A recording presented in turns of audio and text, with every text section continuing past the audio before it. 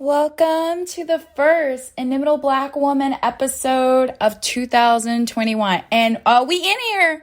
It's been a lot going on. A lot of people climbing walls, acting crazy. You know what I'm saying?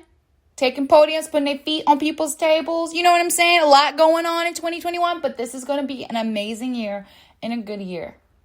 That's what it's going to be. That's what it's going to be. So welcome. I love you all. Thank you for being here. And we're going to start off this 2021 with an interview from someone I adore. I know I say I adore people a lot, but I really do. I really do be adoring people. Like, I just am in their presence and I'm like, I love you. I adore you. So let's just jump right into it. What is your name? Ashten White. Ashten, where are you from? I'm originally from New Orleans, and I grew up in Houston, and now I'm in Chicago. What does Ashten mean? Ashten, this is so funny. It's English for field of ash trees. Very interesting. I don't know where my mom got it from, but here we are. What's your middle name? Frances. So where's Frances from? So my mom's dad, my grandpa, his middle name is Francis. And my dad's mom, her middle name is Frances. Okay, so it's a family name. Do you think you'll name one of your kids Frances or something? You know, I doubt it. My sister actually, I have an older sister and an older brother. And my sister had her first child a little over a year ago, and she sent me a list of baby names talking about her baby fever, and I've been thinking about that actually recently, about like what you would name your kids and things like that. Do you have any ideas? Absolutely not. I don't think, you know how a lot of parents name their children with the first letter of their name or their partner's name? I don't think I could do that. Like, too many A's, you get confused, right? Well, at least you know they'll always be at the very beginning or the very end. Yeah, for Either sure. way. So, New Year's just happened. You're my first interview of 2021. No, Happy New Year. We're out of 2020. Yes. So, did you have a New Year's resolution? Did you have like intentions? I didn't actually kind of put myself in that mindset. I guess every year, I don't really do that. I just look at, my time as I want to continuously like grow and change throughout time. So I don't want there to be like these markers where it's like, let's identify it, or like, let's identify what needs to change now. But I did come up with a word for this year. And my word for the year is discipline. I just want to become more disciplined in absolutely everything that I do. So yeah, those are my New Year word. My word of the new year. There we go. So what is something that you learned about yourself in the last 365 days or in 2020? I was actually listening to a sermon this past weekend, kind of about like New Year's resolutions and what, setting your intentions for the new year and everything like that. And the pastor said, everyone was talking about 2020, like we all have 2020 vision, like this is our year, this is like the perfect year. But in reality, 2020 gave us clarity to our visions. In 2019, I was performing. I'm a singer, and I do a lot of live performances. And when I first moved to Chicago in August of 2019, I was booked and busy. Like every month I had my whole calendar completely booked, and I was singing every night, and I had this like nightlife, right? And you know what I was praying for? I was praying for marriage and children.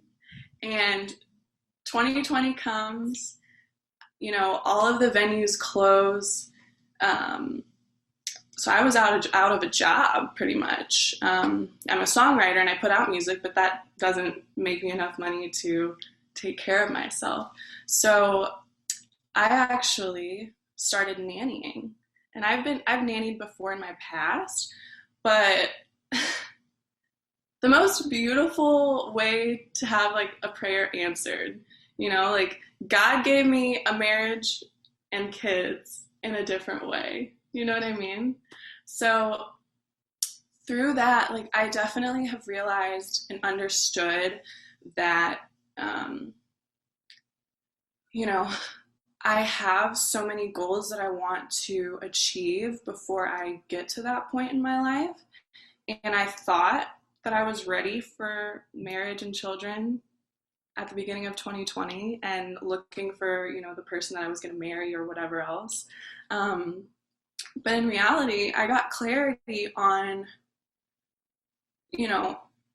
I have more purpose in this life than to just be like a mother. Um, and from, coming from a Southern perspective, like I'm like one of the youngest girls in my family. Everyone already has kids. All of my friends that I went to high school with, they're married and pregnant before they're 22, So it's like, it's on your minds, like, my purpose is to be a mother. I've always known that that's my purpose. Like, I've always been like a very motherly type of person. I love kids. But, 2020 definitely changed the way that I look at a timeline, right? It changed the way that I look at time, period. There's so much time in a day, and yeah, I don't know. 2020 has helped me become a little bit more present and just focused on what makes me happy and how I can give to other people without just completely exhausting myself to give, I guess, or as a giver. Does that make sense? You told me not to say, does that make sense? I'm not going to say it because you make sense. It makes sense. Perfect sense. You're doing perfect. Oh, thank you. You're so sweet. So, as a Black woman, how would you say being that has shaped your identity? Growing up, I'm mixed. Both my parents are mixed. And growing up, I was my family. We were always living in communities of the same like socioeconomic level that we were in. My dad was an engineer. My mom was a teacher, but we were in communities where I was like one of the only Black girls, or one of the only girls that looked like me. And just growing up, it was really difficult because I didn't want to look like me. And that was really hard and confusing.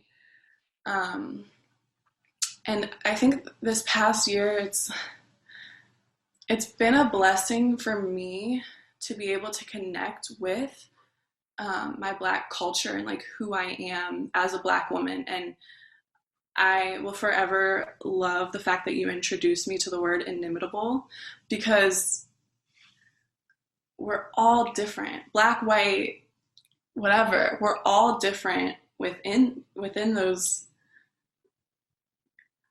colors, or I don't know. I want to. Your thoughts? Feel free. Tell me your thoughts when it comes to race. So I have so many thoughts, but this past year has been so interesting because, I mean, you see all of this social injustice, you see like blatant racism, literally on the streets. And I live in Chicago. In Houston, I'm sure it was a little different, but like, I'm in the city. I was seeing police officers in like riot gear every day that I got home from work. Like, I date a white man, and I had to have conversations with him. Like, we had to have conversations that I've never had in my entire life. Um, it's been a whirlwind.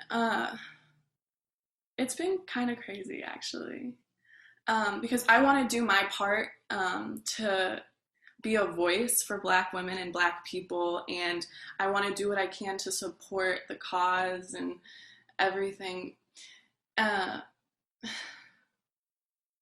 and a little always goes a long way. I will say that, but I've felt conflicted. I have definitely felt super conflicted because I haven't necessarily felt in touch with my Blackness for the majority of my life, and this past year I've kind of had to like sit with myself and sit with that.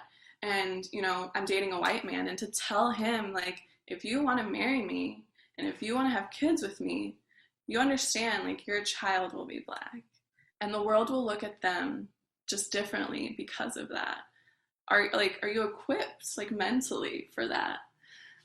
So like having these conversations that we've never touched before, looking inward in ourselves, and just like, I don't. Everybody makes their mistakes, especially growing up, when you're young and naive and immature and ignorant. But I don't think I've always been like a saint to other Black women, and I definitely looked inward to like, why am I that way, and why have I been that way, and what can I do to change that. I will also say colorism is very interesting, and I feel like that's like a new discussion and a new topic, pretty new. But I come from a family that is completely mixed. We are all a different shade of brown or pink or white. And growing up, it was really difficult for me to be the Black child, like the Black sheep, literally. I was always like the darkest one in the family group photos. And even within family, you get picked on or attacked for being the odd one out. And I think, it's what I was saying before, touching on like being immature and ignorant, and not necessarily being the nicest human to other Black folks. It's like you do what is done to you. So it's just like learning how to be in touch with who you are, and then also being empathetic to the fact that other people exist and are fighting fights. Past year is the first time that you've had to really sit with and like confront like your thoughts about race, your own actions and things like that. Definitely not the first time. Growing up, as the only Black girl, especially Black girl with a last name White, you get picked on a lot for being that.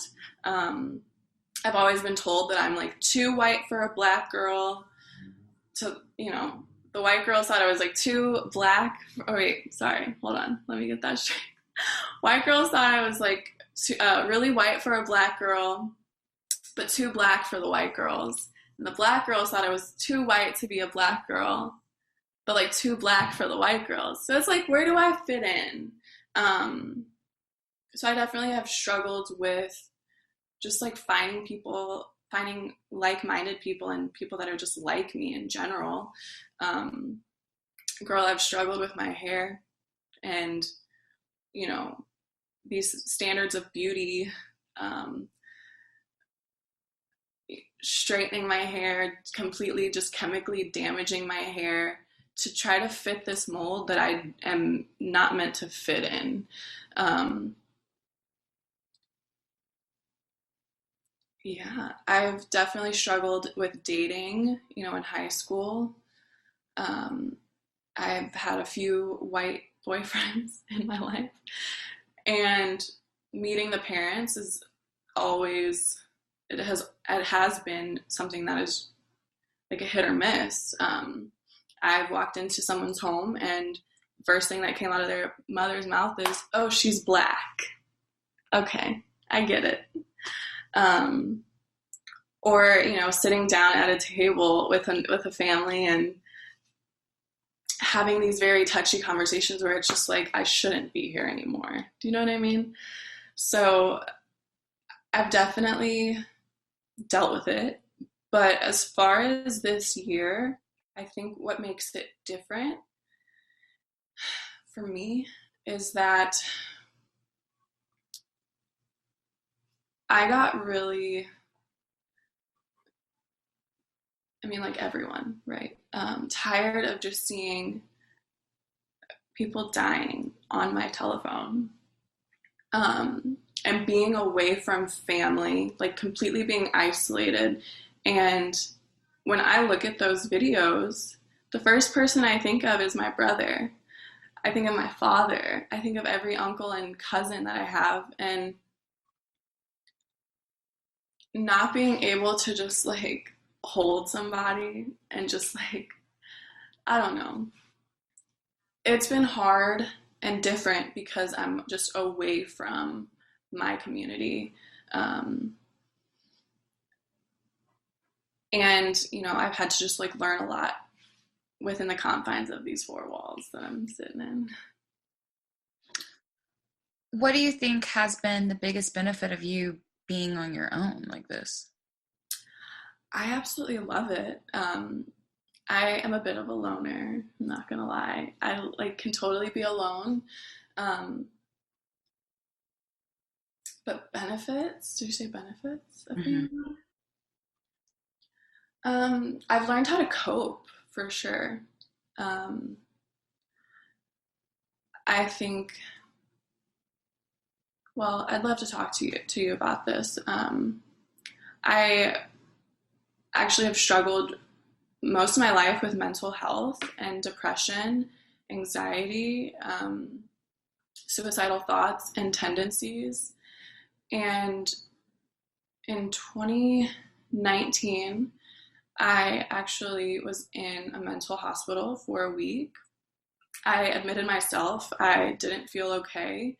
I felt very anxious. I didn't trust anyone, and I was there for a week, and I was just alone, away from work, away from people. That made me anxious. Um, and I remember sitting down with a nurse, and he was a much older man. If you can imagine, like a Morgan Freeman type. And he told me, he said, "You need to stop sitting in a room by yourself." Because he was watching me and just seeing how I was acting and responding to everything.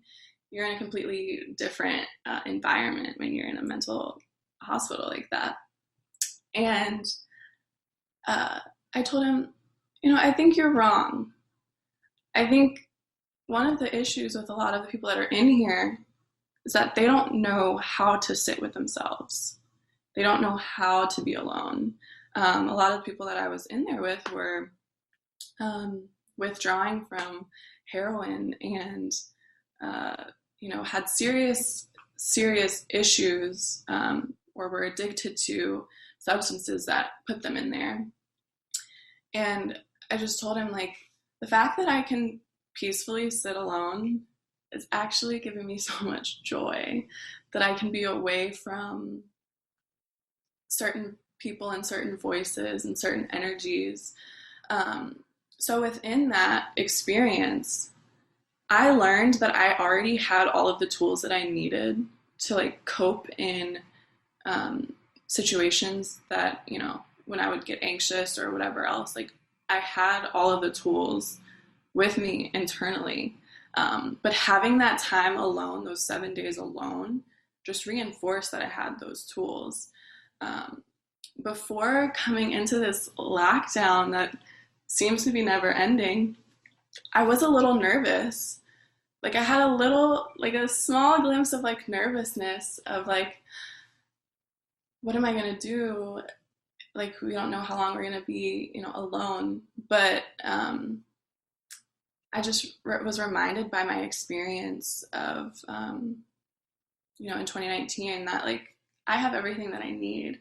And I've almost like expanded on that.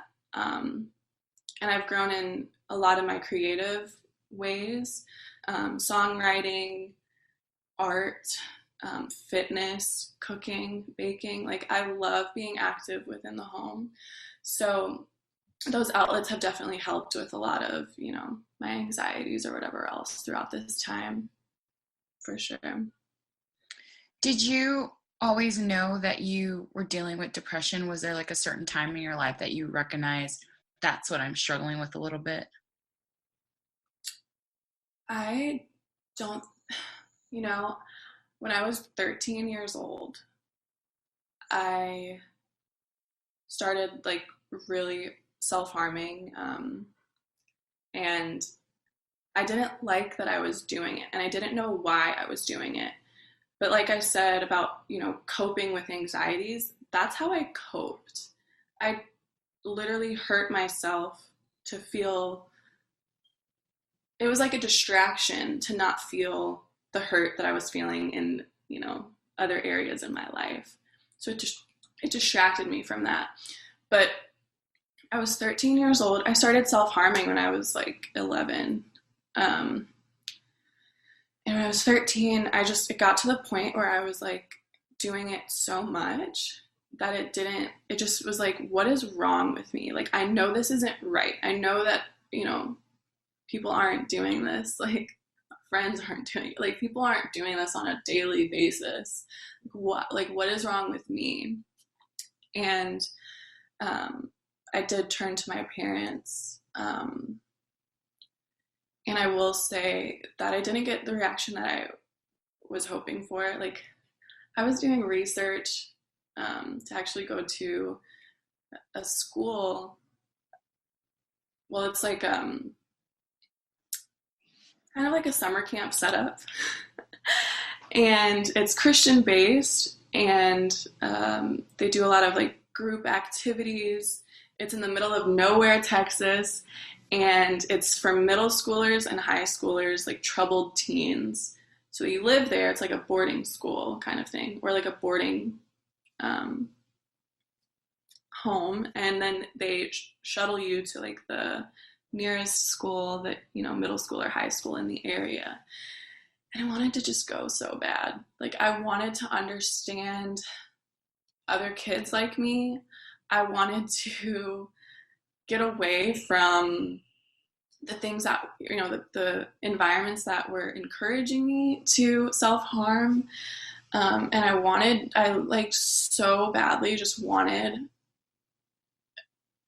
some sort of guidance that was, one, like spiritually based, and then two, I almost wanted like a helicopter parent. Like, I wanted somebody to like watch me so closely to where they'd be like, what are you doing right now? Like, just like making sure that I'm doing what I need to do, and having that support that I just didn't really see at home.